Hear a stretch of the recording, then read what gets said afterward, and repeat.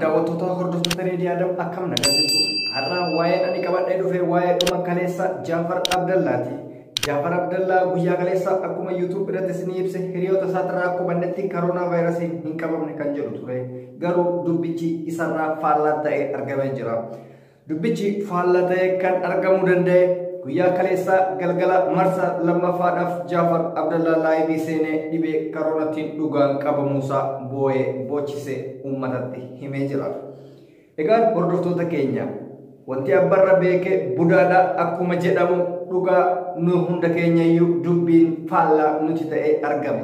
Sababni isaa abbaan erga irra deddeebi'ee an dhibee kanaan qabame jedhee marsaa lammaffaaf laayivii seenee nuti hin qabu jennee akkamiin amanuu dandeenya?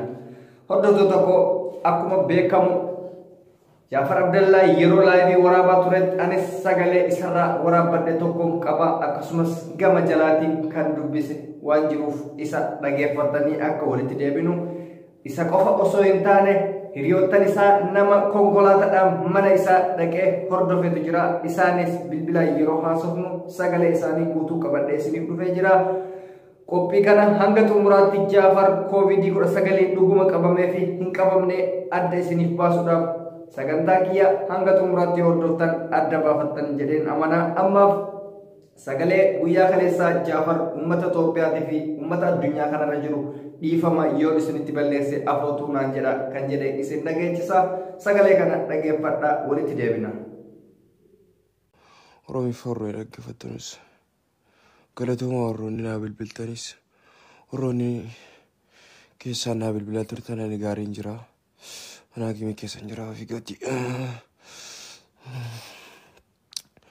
dhukkubni baay'ee jamaadha jama akka laalanuu miti of eeggadhaa fuula keessan duuffadhaa harka keessanis eeggadhaa jama bakka namni qofaatti leexaniin tiniin jedhina. Oromiif horroo dhaggeeffattanis galatooma warroonni naa bilbiltanis warroonni keessaan naa bilbilaa turtan ani gaariin jira. Anaagime keessan jira fi gati dhukkubni baay'ee jamaadha jama akka laalanuu miti of eeggadhaa fuula keessan duuffadhaa harka keessanis eeggadhaa jama bakka namni qofaatti leexaniin tiniin jedhina. Hordoftoota keenya akkuma dhageessan kanatti boo'ee nu hunda keenya boochisee obboleessi keenya dhiifama nu gaafate namni fayyaadhaan hin qoosu jechaa jira. Egaan erga inni akkana jedhee dhibee kanaan hin qabamne jennee akkamiin amanuu dandeenya? Kun waan du'ija namatti galuudha, waan murteessuu hin dandeenyedha. Rabbiin isa haa fayyisu jennee du'aa gochuu fi qofaadha. Dhibeen kun isa qofaa miti, addunyaa raasee biyyattii guutuu mootummoota harka kennachiisee boochisee jira. Hordoftoota keenya akkuma isin argaa jirtan guyyaa lama keessatti biyya Xaaliyaanitti lammii 1,300 fi walakkaan yeroo du'u dhibee kanaan hin qabamne jechuun ni ulfaata. Haa ta'uti wanti faallaa nuti ta'e tokkos ni jira.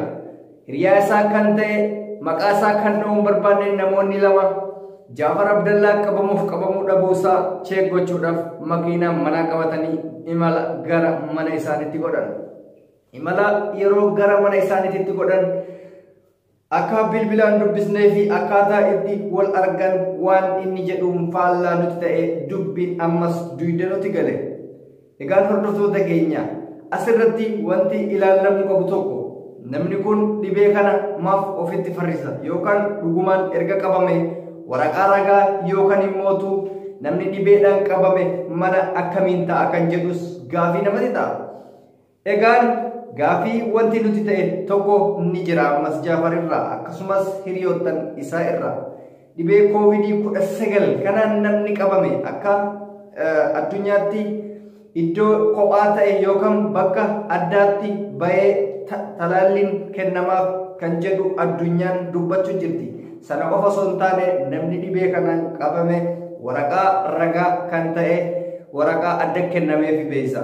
Haa ta'uti Jaafar kana lameenuu nu argisiifne. Kan inni nu argisiisaa ture miira boo'ichaa fi miira uummata isa jaalatu akkasumas uummata Oromoo gara laafessaa kana shororkeessu turuusaa nu barsiise.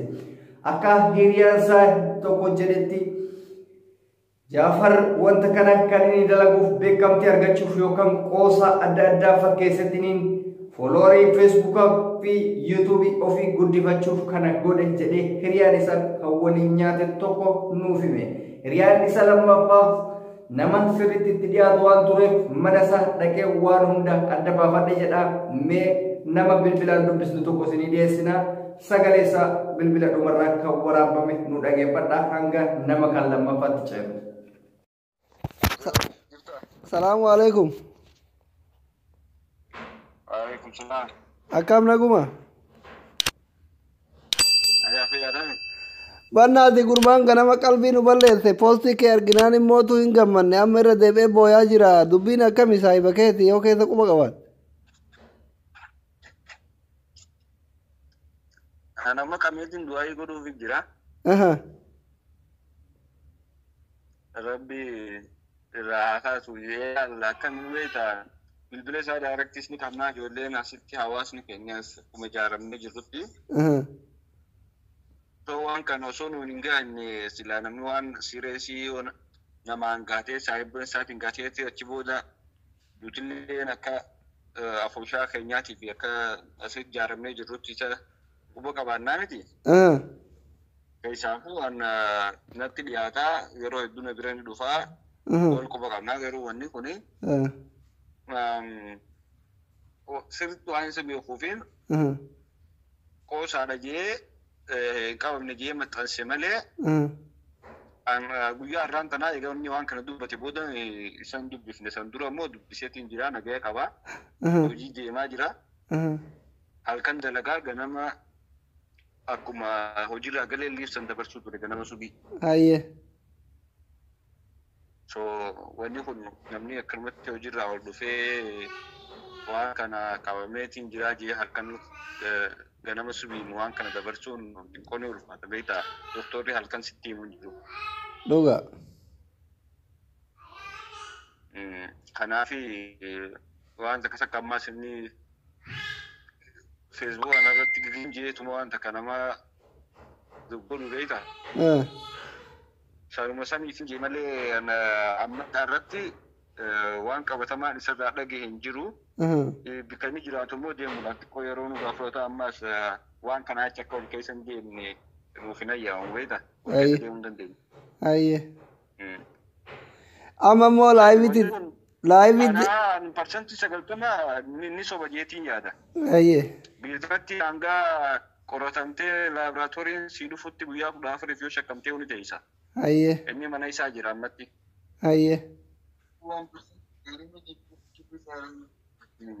Akkasitti wanni namni doktora keessa jiru waan kana irratti anni biratti illee dubbachuu fedheetiin garuuti waan nama dhuunfaadhaati waan ta'eef innummaan akkuma jeetti haa uummata amansiisu jeetiin dhiise gara.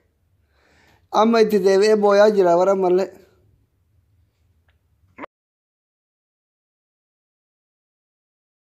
Egaa hiriyaan isa lammaffaas akkuma isin dhageessan kana jedha dubbiin akkuma anatti gaafii ta'e isinittis gaafii ta'a.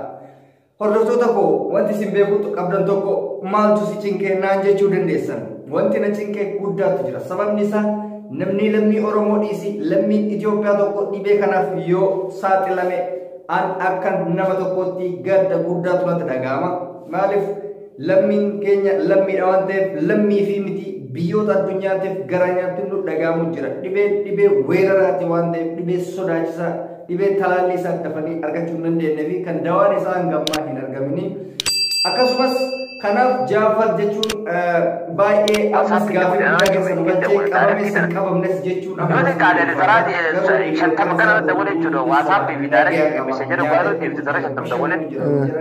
sagalee tana dhumaa dhageeffadhaa walitti ani kuma taa'ee mana xaa'u jirutti hin ta'u. Hordoftoota kee akkuma isin dhaggeeffatan kana sagaleen hanga amma dhageettan kana fakkaata. Egaa dhibee kanaan qabamuun isaa shakkii namatti ta'a.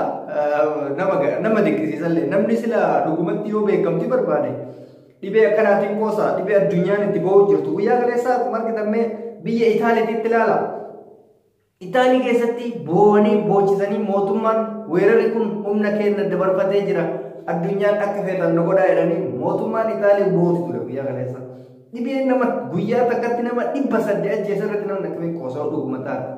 Yoo dhugaa hin taane immoo maaliif uummata Oromoo akkatti isa jaalatu kana waraqaa wayii agarsiisee dhuguma qabame waraqaa ittiin qabamuusaa argisiise uummata kana akka du'aayii godhaniif hin goone. Amma du'aayii godhaaf hin jiranii dhiisas hin jiran maaliif giraa nama aggaabee jira. Yaa uummata akka shororkeessummaa barbaachisa. Uummanni Oromoo miskiina unkaan si Oromoo kana dhiisiti uummanni Oromoo addunyaa dhabuu guyyaa fi halkanii boo'u jira jechuudha. Miskiinummaa qaba uummanni keenya. Baay'ee miskiina guyyaa kaleessa wallaahi nama meeqatu si boo'e dhugaatti fakkaate. Yoo dhugaa ta'e sin beeku adda numbaas nammas adda ba'uu hin dandeenye jechuudha. Saayibban kee waan bira jiranii ati waan bira jettaa adda numbaana jechuudha. Dubbichi immoo soba fakkaata yoo keessa qaqqabanii ilaalan jechuudha. Waan qabamtes hin fakkaattu.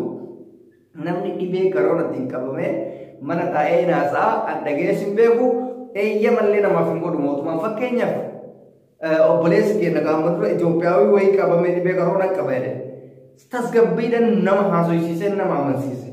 Ati immoo haalli ati godhattullee haala tokko wayiiti waan baay'ee nama dhibu wayiiti aayidoon waan akkam akka ta'e dubbichi baay'ee naaf hin galle waan hundaafiyyuu ati waan kana irra deebitee ammallee uummataaf ifu silaa gootee yookaan yoo dhugaa hin ta'in immoo uummata Oromoo dhiifama guddaa gaafattee hilaan uummata dhiifama gaafattee du'aayii naaf godhaa akka wanti kun natti hin taane jettee badaadha wanni farrifatan immoo badaadha rakkoo biraa keessa seenta booda waan asii farrifatte kana waan biraa rabbi sitti godhuu danda'a. Arrabni nama badaadha.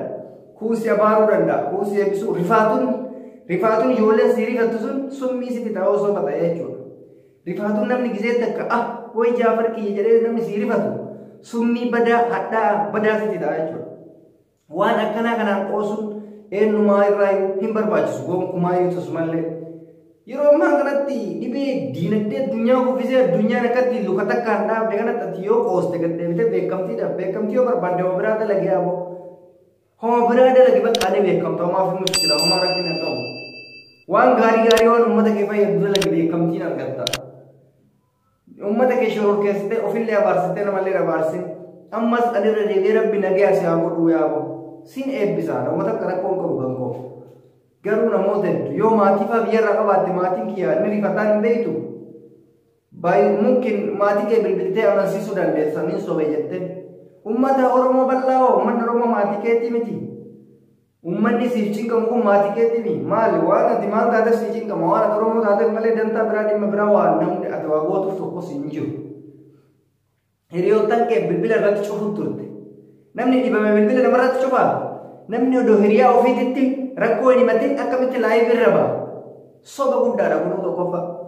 Soba ta'uun maaliin beeksisa? Hiriyaa wajji nyaatte nama itti kalooftu bilbiltee fi an akkana ta'e jettee osoo hin mari'atanii liif irra ba'uun maal fakkaata? Beekamtii addaa barbaadu dantaa saayibummaa dhabu. Saayiboonni kee kun akkuma reefi nu himaa turanitti bilbila nurraan kaasuu wanni nutti hime tokko hin jiru nagaa qabaatu kan firii himan. Ati bilbila namarraa yoo hin kaasne liif irratti baatee himatu laayivii sila doktora moo laayivii si fayyisamu laayivii furmaata sii godha. Faransaa keessa ijoolleen Oromoo dachii muluudha koomunitii qabanii waldaa gargaarsa qabanii waan barbaadan sii godhuu danda'a. Sii galee ati garuu kana hundaa dhoysitee kophaa kee akka barbaadde tatta'uu turte jechuudha. Kuni ofitti qoosuu jedhama malee uummatatti qoosuu miti. Karooraan vaayirasii dhibee ittiin qoosanii miti. Dhibeen ittiin qoosan waan biraa odoo ta'e wayya caawota biraa uume geemii biraa uume. Amma baannamee jira jechuudha. Walumaa galatti guyyaa kaleessa illee isin hime soba akka ta'e ragaa qabatamaa waan inni qabadhu bar hiriyoota isaa dubbisne laa. Wanni hiriyaa caalaa nama beeku hin jiru.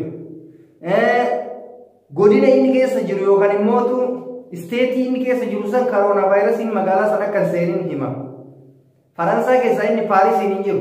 Naannoo wayii jira naannoo san dhibeen karoona vaayirasii akka hin galin akka hin seenin dubbatama. Ragaa qabatamaa wajjin. Onlaayina ilaalaa seenaa. Onlaayina irra yoo seette naannolee karoona vaayirasiitti jiru hin hima onlaayiniin. Dubbii sobaatti isiniin jechuu barbaada. Ani kan isin waliin ture Reedii Adam Tube like share subscribe gochuun irraanfatina. Walumaa galatti Jaafar Abdallaa karoona vaayirasii irraa bilisa waan ta'eef shakkiif sodaa yookaan naatoo addaa keessaa warri galtan dhiifama isin akka gaafatu barbaanna. Jaafar nagaya qaba jechuu barbaada ani asumaan. Ragaan qabatamaa hiriyoota isaa irraa kan nu ga'e sagalee isin dhageeffattan kanarraa fayyaa ta'a.